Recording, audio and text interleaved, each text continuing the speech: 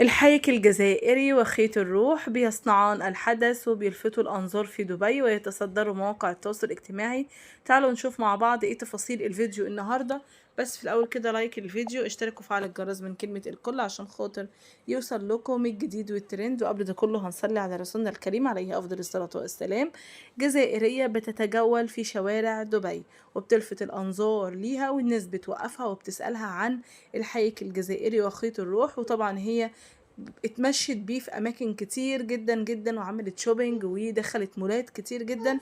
وطول ما هي ماشية في الشارع الناس بتسألها وبتعمل معاها لقاء صحفي وبتقول لها ده ايه وعبارة عن ايه، وده بتمشوا بيه في الشارع عادي، وكمان ممكن تعملوا بيه شوبينج او بتشتروا بيه حاجات، يعني بتلبسوه عادي كده وانتوا نازلين تجيبوا طلباتكم ومشترواتكم.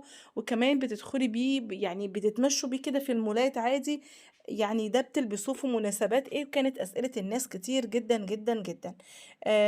طبعا هي ردت وقالت ان احنا بنلبسه عادي ولا يعني ملهوش اي مناسبات معينة عشان خاطر نلبسه. يعني اللباس ده من قديم الازل، يعني ده تراث جزائري بس بجد ملفت جدا جدا جدا. زي ما حضراتكم كده شايفين ان هي تتجول فيه في كل مكان. شكله مبهج جدا، شكله جميل جدا جدا الصراحة، وعجب ناس كتير جدا جدا من دبي.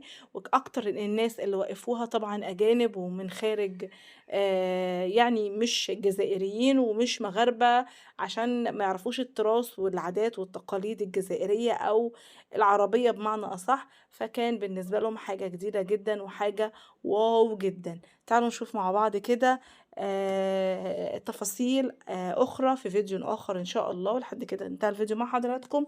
مع